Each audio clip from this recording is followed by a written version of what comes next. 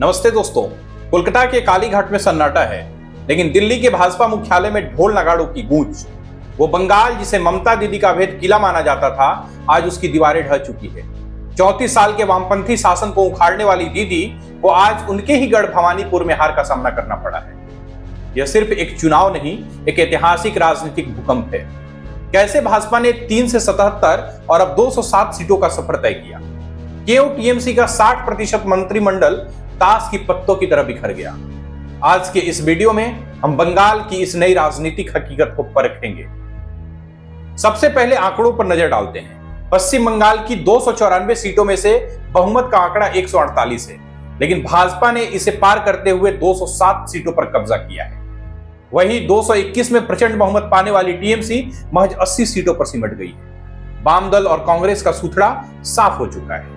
वो केवल 3 से 5 सीटों के बीच संघर्ष कर रहे हैं। उत्तर बंगाल और जंगल महल में भाजपा का क्लीन स्वीप यह बताता है कि आदिवासी और राजवंशी समुदाय ने पूरी तरह मन बदलाव के लिए बना लिया था। लेकिन असली खेल दक्षिण बंगाल में हुआ, जहां टीएमसी का वर्चस्व था। वहां भाजपा ने 100 से ज्यादा सीटें जीतकर सबको चौंका दिया है। टीएमसी के हार के 5 बड़े कारण रहे। पहला, भ्रष्टाचार और संस्थागत धांधली। शिक्षक भर्ती घोटाला और राशन घोटाले की आंच हर गांव तक पहुंची।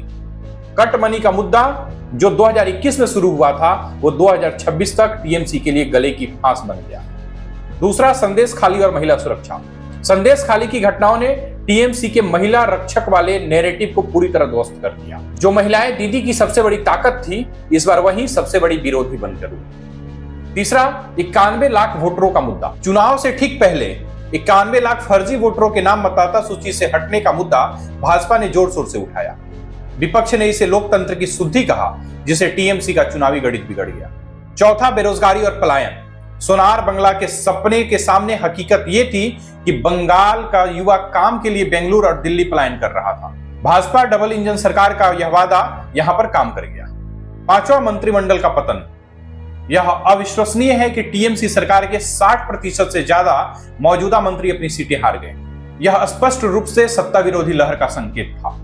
इस चुनाव की सबसे बड़ी सुर्खी रही भवानीपुर। नंदीग्राम के बाद शुभेंदु अधिकारी ने एक बार फिर ममता बनर्जी को उनके घर में चुनौती दी, लेकिन इस बार जीत का अंतर कुछ हजार नहीं बल्कि निर्णायक था। शुभेंदु अधिकारी आज भाजपा के लिए जायंट किलर बन चुके हैं। उन्होंने खुद को बंगाल के भूमिपुत्र के रूप में पेश किया और ममता बनर्जी के बाहरी वाले हमले का जवाब जमीनी संगठन से दिया। भवानीपुर में दीदी की हार ने टीएमसी के कार्यकर्ताओं का मनोबल तोड़ दिया और यह संदेश गया कि अब राज्य में नेतृत्व परिवर्तन तय है। बंगाल का चुनाव हमेशा से पहचान की राजनीति पर रहा है, लेकिन 2026 में यह आकांक्षाओं की राजनीति में बदल गया।